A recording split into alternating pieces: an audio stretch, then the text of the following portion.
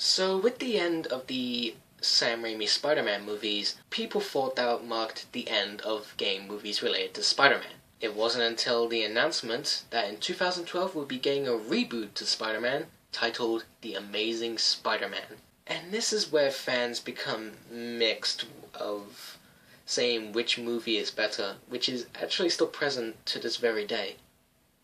So what's my take on all this? Let's find out. This is my review on The Amazing Spider-Man.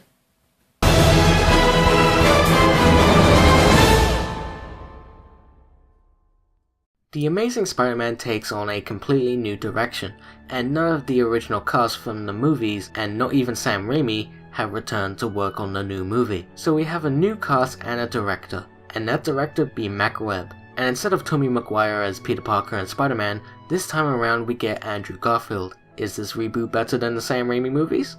Or is it bad? Let's start with the story.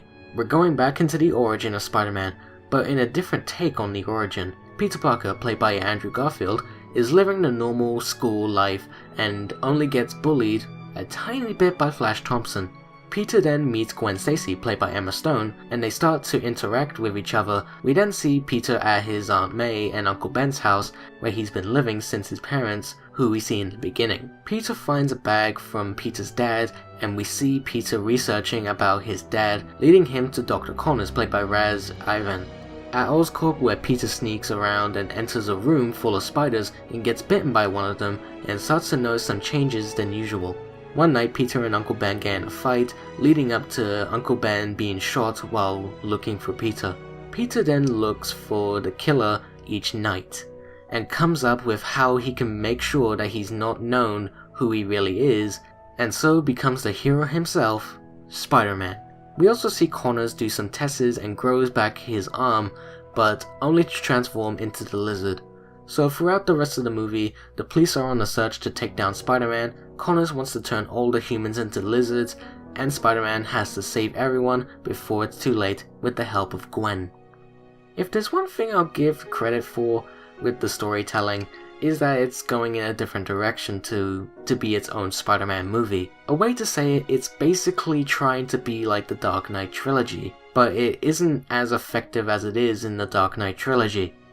But it isn't that bad. The characters are pretty meh, to be honest.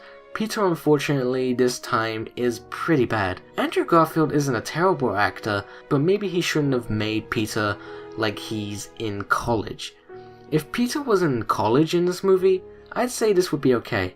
But since it's Peter in high school, it doesn't work. Him as Spider-Man, on the other hand, is actually pretty alright. He's cracking jokes, he's speaking like how Spider-Man did in the games and the comics, with a hint of the cartoons. I pretty much enjoy the Spider-Man side in this movie. Gwen Stacy is really good this time around.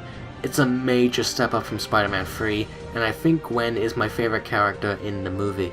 Other characters we see, such as Aunt May and Uncle Ben, aren't better than the Sam Raimi counterparts, but they were pretty decent.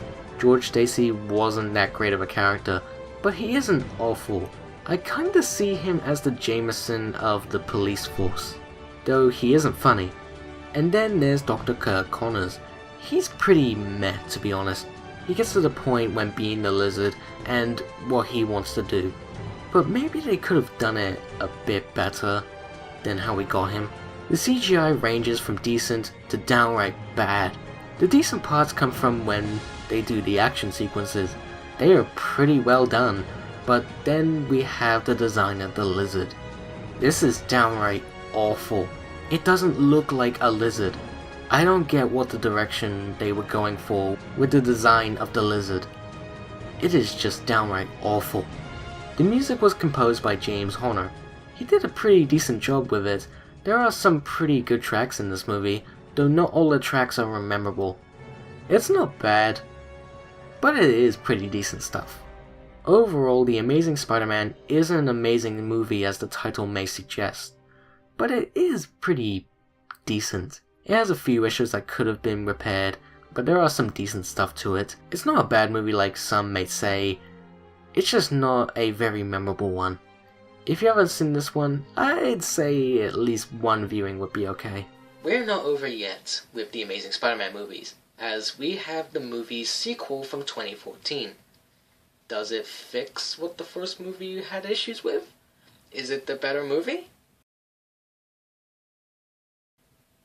Uh-oh.